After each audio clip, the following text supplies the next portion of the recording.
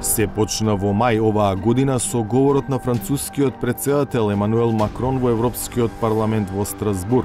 C'est notre obligation historique que d'y répondre aujourd'hui et de créer ce que je qualifierais aujourd'hui devant vous une communauté politique européenne.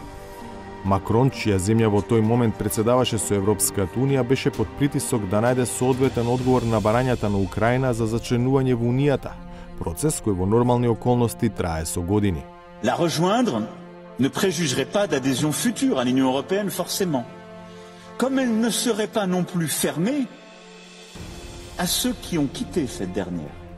Официализирањето на идејата лансирана во мај се случи во јуни, на крајот на француското претседателство.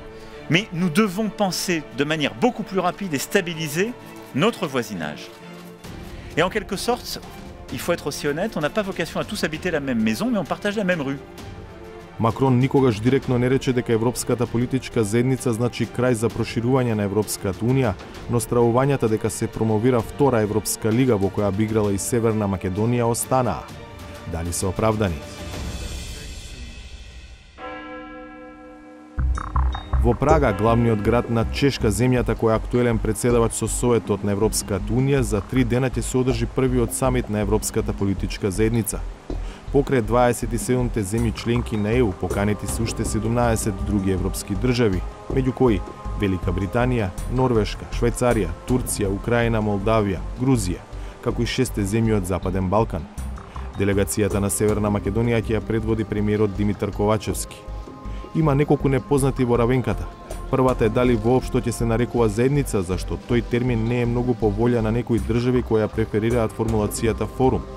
Допрва ќе се утврдува и што точно ќе работи оваа заедница или форум, како ќе функционира, колку често ќе заседава.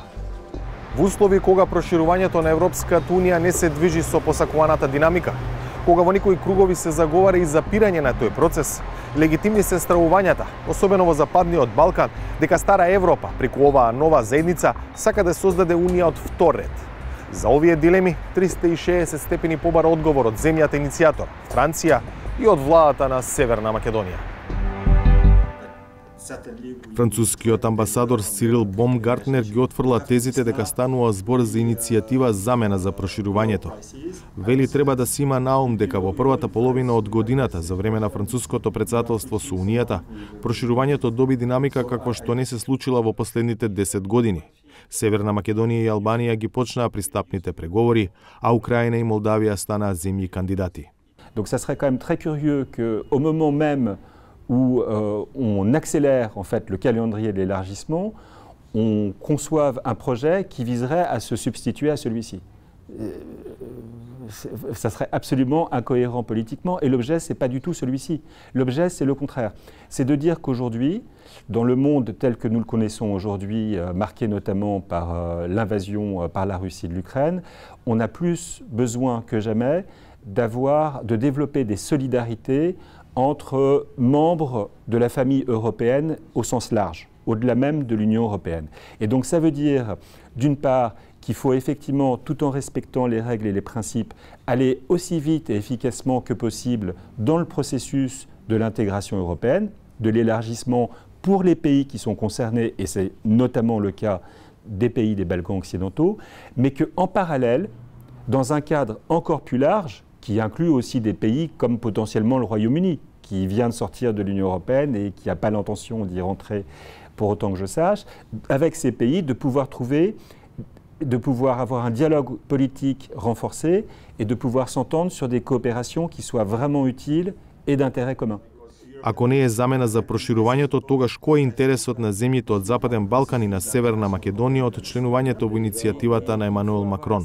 Pour les pays, notamment des Balkans occidentaux, l'intérêt de cette démarche, c'est ce faisant de pouvoir avoir, premièrement, un canal de discussion régulier au plus haut niveau avec en particulier les pairs européens, mais aussi de pouvoir profiter de façon pratiquement anticipée davantage de la coopération. Parce que, à terme, les États des Balkans occidentaux, y compris évidemment la Macédoine du Nord, ont vocation à rejoindre l'Union européenne.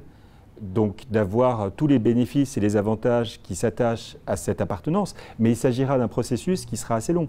Et donc c'est très utile d'ores et déjà de pouvoir, sur des sujets vraiment stratégiques d'intérêt commun, sur un pied d'égalité, s'entendre sur des formes avancées de coopération. Во пресред на најтешката зима за Европа по Втората светска војна, енергетиката се наметнува како приоритет број 1. Францускиот амбасадор потврдува дека е можно од самитот во Прага да произлезе конкретна помош или барем конкретна најава за помош за Северна Македонија во делот на енергетиката. Et donc je pense que la Macédoine du Nord probablement pourra avoir un discours assez fort aussi sur le besoin de traiter cette question énergétique dans le cadre de la communauté politique européenne.